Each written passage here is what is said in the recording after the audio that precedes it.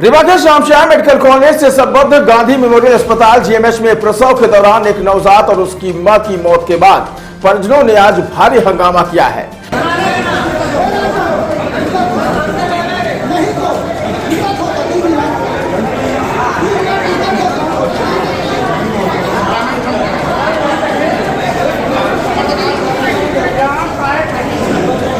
लापरवाही और अभद्र व्यवहार के गंभीर आरोपों के बाद मेडिकल कॉलेज के डीन ने अब 2 नर्सिंग ऑफिसरों को निलंबित कर दिया है। इसके साथ ही मामले की निष्पक्ष जांच के लिए एक जांच कमेटी का गठन भी कर दिया गया है और अब शवों का पोस्टमार्टम कराया जा रहा है। एक बच्चे की मौत के बाद लोग प्रदर्शन कर रहे थे, जांच की मांग कर रहे थे, क्या मामला क्या है?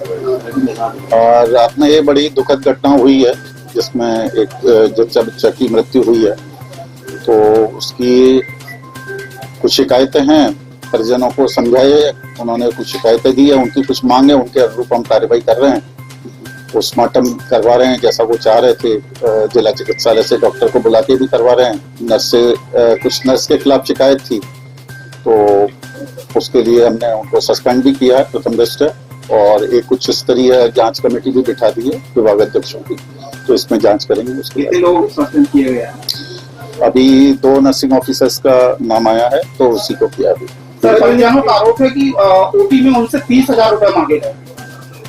डॉक्टर जो वहाँ पे थे ड्यूटी डॉक्टर, उन्होंने 30,000 रुपए की मांग की है।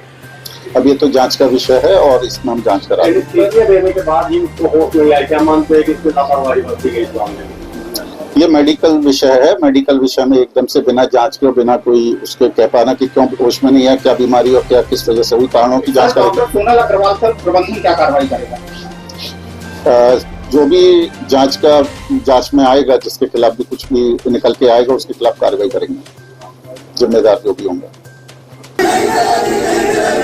आपको देना होगा,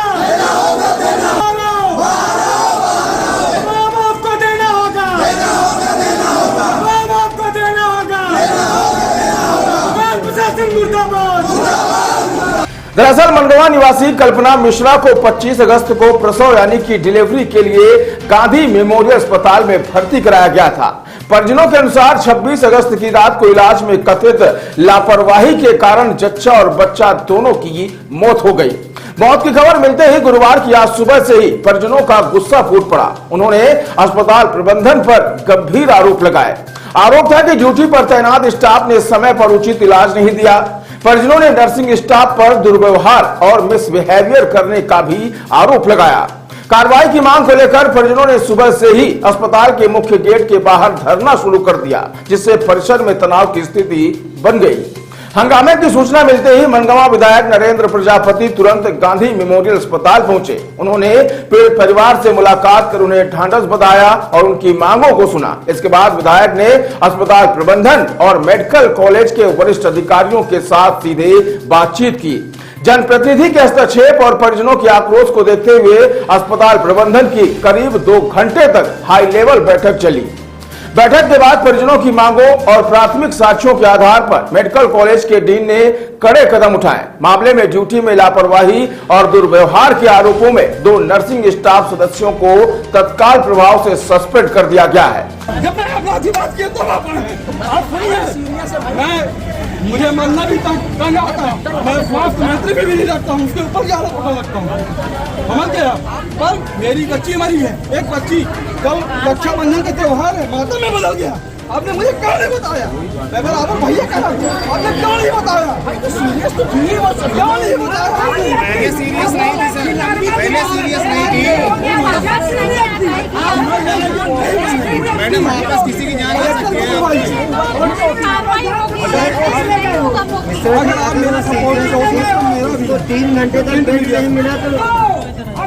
वहीं घटना के तह तक जाने और दोषियों की पहचान करने के लिए एक उच्च स्तरीय जांच समिति भी बनाई गई। साथ ही मौतों के सही कारणों का पता लगाने के लिए दोनों शवों का पैनल के माध्यम से पोस्टमार्टम कराया जा रहा है। अस्पताल प्रशासन का कहना है कि जांच कमेटी की रिपोर्ट आने के बाद यदि कोई अन्य डॉक्टर या स्टाफ भी दोषी पाया जाता है तो उसके खिलाफ भी कड़ी वैधानिक कार्रवाई की जाएगी। जी, यहाँ संजय गांधी अस्पताल में 25 तारीख की रात को और 26 तारीख जो लग गया था 1 बजे के आसपास, जो श्रीमती कल्पना मिश्रा जो पेशेंट थी, डिलीवरी वाला केस था, उनको यहाँ पर लाया गया और डॉक्टर्स ने अपने यथाशक्ति यथाउचित उनका इलाज करने का प्रयास किया। यहाँ पर अभी मैं काफी देर से बैठा हुआ था, ये विषय जरूर आया कि जो ड्यूटी डॉक्टर्स थे, जो नर्सेस थी, उनका बिहेवियर प्रॉपर जैसा होना चाहिए वैसा नहीं पाया गया। और इनका डॉक्टर्स की टीम का ये कहना है कि चूंकि पेशेंट को लेट लाया गया यहाँ पर, हम लोगों ने जितना हो सका बेहतर करने का प्रयास किया।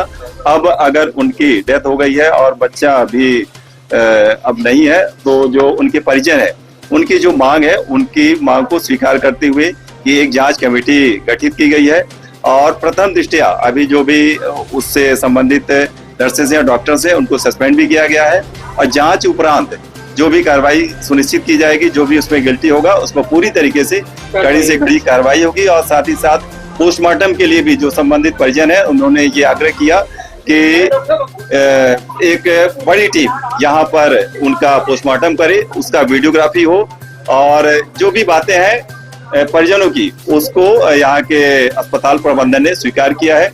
ये बात जरूर है कि जो अस्पताल में इस प्रकार के जो पीजी डॉक्टर्स हैं वो यंग होते हैं, उतना उनका टेम्पर नहीं होता है, ऐसे केसेस में उनके पास भी प्रेशर होता है, तो ये थोड़ा सा मिसहैप बीच में हुआ है और संबंधित जो भी मरीज है उनका ट्रीटमेंट यहाँ पर बेहतर तरीके से किया जा रहा है। और यहाँ पर समय जो लग रहा है, जैसे जो डॉक्टर्स हैं यहाँ पर, डीन सर है, अधीक्षक सर है, उनका भी टाइम जाया जा रहा है, इसलिए ये बात थोड़ा सा टाइम लगा। इतनी बात मुझे आप लोगों को कहना था।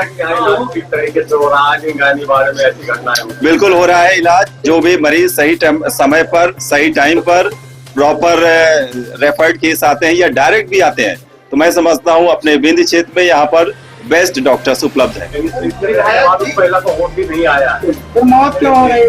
वोट भी नहीं आया, इस तरह की लापरवाही नहीं, तो वो जांच कमेटी इसी के लिए बनाई गई है कि जो ये मिसहैप हुआ है, जो ये डेथ हुई है बच्चे की और कल्पना मिश्रा जी की, तो उसकी जांच कमेटी बना दी गई है। उस जांच कमेटी में जो भी आएगा उस पर निर्णय होगा। नहीं तो और महिलाओं की मौत हुई है, क्या उसके लिए भी जांच कमेटी बनाएंगे?